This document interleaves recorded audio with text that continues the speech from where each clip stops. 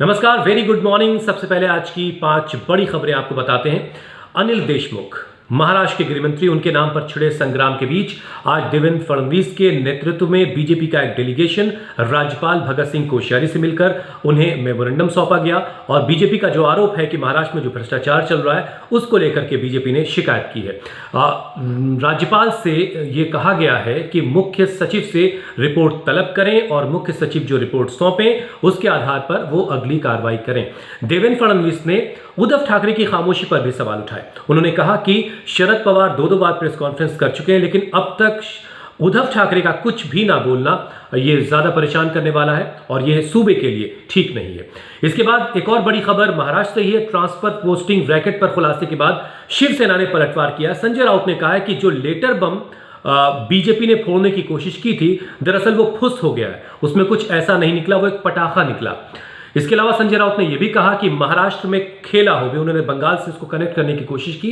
एक तरह का कहा कि यह मनोरंजन हो रहा है जिसको देखने के लिए किसी तरह का कोई टैक्स देने की जरूरत महाराष्ट्र के लोगों को और देश के लोगों को नहीं है। और उन्होंने कल हुई फडणवीस और केंद्रीय गृह सचिव की मुलाकात को लेकर भी तंज कसा। उन्होंने कहा कि वो देख रहे थे, संजय राउत ने कहा कि वो देख रहे थे कि दिल्ली में क्या धमाका बीजेपी करने वाली है, लेकिन ऐसा कोई धमाका उन्हें नजर नहीं आया। बहरहाल अगली बड़ी खबर यह है कि मुंबई के पूर्व पुलिस कमिश्नर परमबीर सिंह की याचिका पर आज दिल्ली में देश की सबसे बड़ी अदालत सुप्रीम कोर्ट में सुनवाई होनी है।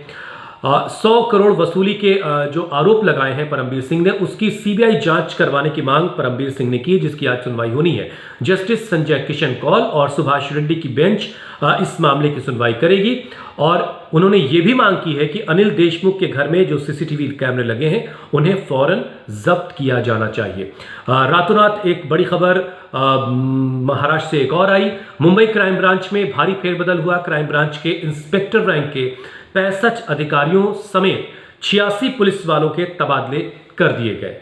इसमें रियाज काजी और प्रकाश होवाल का नाम भी है। सचिन वाजे के साथ CIU में काजी काम करता था, जिससे एक लंबी पूछताछ NIA की टीम भी कर चुकी है। और अब बात कर लेते हैं बंगाल चुनाव की, जहां इस वक्त आप देख रहे हैं प्रधानमंत्री नरेंद्र मोदी संबोधित कर रहे हैं। पहले चरण की वोटिंग से पहले आज बंगाल में फिर से मोदी बनाम ममता की जंग आपको देखने को मिलेगी। शुभेंदु के गढ़ पूर्वी मिदनापुर में 11 बजे से प्रधानमंत्री की रैली थी, जो कुछ देर से शुरू हो पाई है वहां पर। प्रधानमंत्री इस वक्त वहां संबोधित कर रहे हैं। ममता की भी आज 3 रैलियां हैं। असम के बिहपुरिया में भी PM की 2 रैली होगी। और जाहिर है पहले चरण का मतदान अब बहुत करीब आ चुका है, इसलिए चुनावी प्रचार की जो जंग है वो काफी तेज हो चुकी है। अब बात जरा कोरोना की कर लेते हैं। महाराष्ट्र के बाद दिल्ली में भी कोरोना के फिगर्स में उछाल देखा गया है। एक दिन में 1100 से ज्यादा केस रिपोर्ट हुए हैं दिल्ली के अंदर।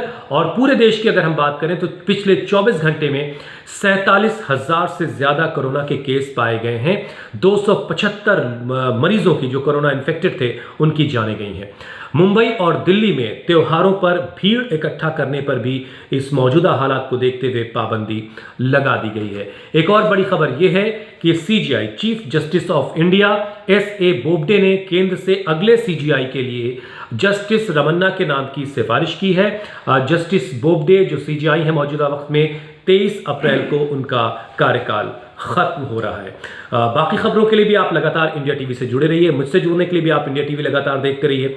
आप इंडिया टीवी को ऐप के जरिए भी इंडिया टीवी पर खबरें देख सकते हैं। हमारी वेबसाइट से भी आप जुड़ करके तमाम न्यूज़ अपडेट आप हासिल कर सकते हैं। मुझसे जुड़ने के लिए आप @D_Hussain Rizvi के जरिए फेसबुक, ट्विटर और इंस्टाग्राम के जरिए मुझसे जुड़ सकते हैं। बहुत बहुत शुक्रिया।